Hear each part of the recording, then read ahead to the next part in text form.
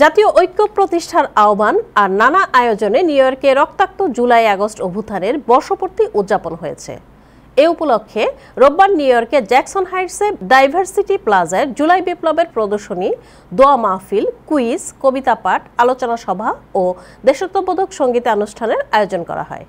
Patriots of Bangladesh এর ব্যানারে আয়োজিত অনুষ্ঠানের চিত্র প্রদর্শনী উদ্বোধন করেন বিশিষ্ট ব্যবসায়ী ও রাজনীতিক আক্তার হোসেন বাদল। বিশেষ দোয়া পরিচালনা করেন জামাইকা মুসলিম সেন্টারের খতিব ও ইমাম মির্জা আবু জাফর বেগ। অনুষ্ঠান আয়োজক কমিটির আহ্বায়ক আব্দুস সবুরের সভাপতিত্বে আলোচনায় অংশ নেন বিশিষ্ট রাজনীতিক আব্দুল লতিফ সম্রাট, অধ্যাপক ডক্টর শওকত আলী, কবি জহিরুল ইসলাম, কমিউনিটি অ্যাক্টিভিস্ট মিনা ভাড়া, জয়নাল আবেদিন, শাহানা মাসুম, জাকির হাওলাদার, প্রফেসর সৈয়দ আজাদ প্রমুখ। অনুষ্ঠান পরিচালনা করেন প্যাট্রিয়টস অব বাংলাদেশের সভাপতি আব্দুল কাদের ও দেলোয়ার হোসেন শিপন।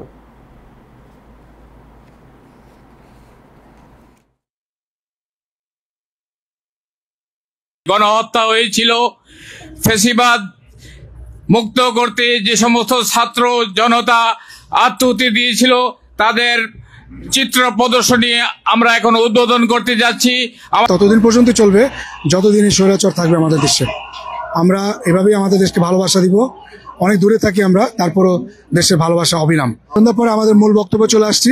সন্ধ্যার পরে আমাদের সম্মাননা স্মারক দেওয়া হবে এবং আমাদের অফিসিয়ালরা থাকবেন এবং দেশাত্মবোধক গান হবেন এবং সেই সাথে আমাদের মূলধারা রাজনীতিবিদরা বক্তব্য রাখবেন। এই ধরনের জুলাই আগস্টের প্রোগ্রাম, এটা শুধু প্রোগ্রাম না, এটা একটা ঐতিহাসিক মোমেন্ট। তাই আমরা মনে করি এই ধরনের একটা অনুষ্ঠান প্যাট্রিয়টস অব বাংলাদেশ যদি করে থাকে, আমি মনে করি সঠিক সময় সঠিক সিদ্ধান্ত নিয়ে অ্যাটলিস্ট তাদেরকে স্মরণ করার জন্য আমরা এই বাংলাদেশি কমিউনিটি সবাই প্রাণ ভরে তাদেরকে সাপোর্ট করছি এবং এটাকে সমর্থন জানাচ্ছি।